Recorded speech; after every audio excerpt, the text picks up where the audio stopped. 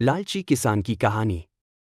बहुत समय पहले की बात है। समसपुर नाम के गांव में एक किसान रहता था। वह बहुत गरीब था। उसके पास न तो ज्यादा कुछ खाने को था और न ही ज्यादा जमीन।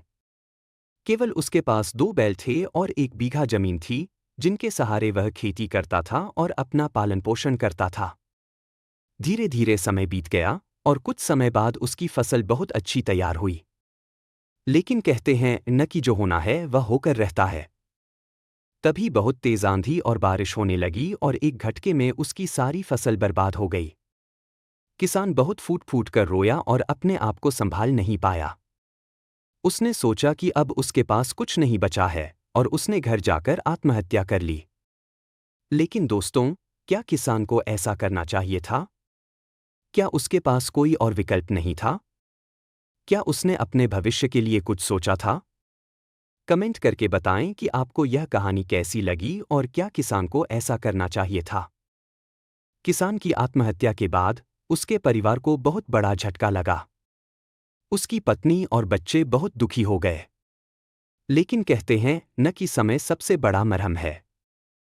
धीरे धीरे समय बीत गया और किसान की पत्नी ने अपने बच्चों को पालने के लिए काम करना शुरू किया। वह एक छोटे से गांव में रहती थी, जहां लोगों के पास ज्यादा पैसे नहीं थे। लेकिन वह एक बहुत ही मेहनती और समझदार महिला थी। उसने अपने बच्चों को अच्छी शिक्षा दिलाने के लिए दिन रात मेहनत की। धीरे धीरे समय बीत गया और किसान के बच्चे बड़े हो गए। उन्होंने अपनी मेहनत और लगन से अच्छी नौकरी प्राप्त की और अपने परिवार को एक अच्छा जीवन देने लगे। लेकिन दोस्तों, यह कहानी यही नहीं रुकती।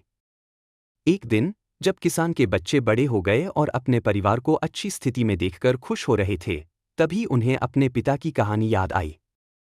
उन्हें याद आया कि कैसे उनके पिता ने अपनी फसल के नुकसान के कारण आत्महत्या कर ली थी। उन्होंने सोचा कि अगर उनके पिता ने हार नहीं मानी होती और एक नई शुरुआत की होती, तो शायद उनके परिवार की स्थिति आज कुछ और होती। उन्होंने सीखा कि जीवन में हार नहीं माननी चाहिए और हमेशा एक नई शुरुआत करनी चाहिए। कहानी का मोरल यह है कि जीवन में कितनी भी मुश्किलें क्यों न आएं, हार नहीं माननी चाहिए। हमेशा एक नई शुरुआत करनी चाहिए और अपने लक्ष्यों की ओर बढ़ना चाहिए। आपको यह कहानी कैसी लगी? कमेंट करके बताएं।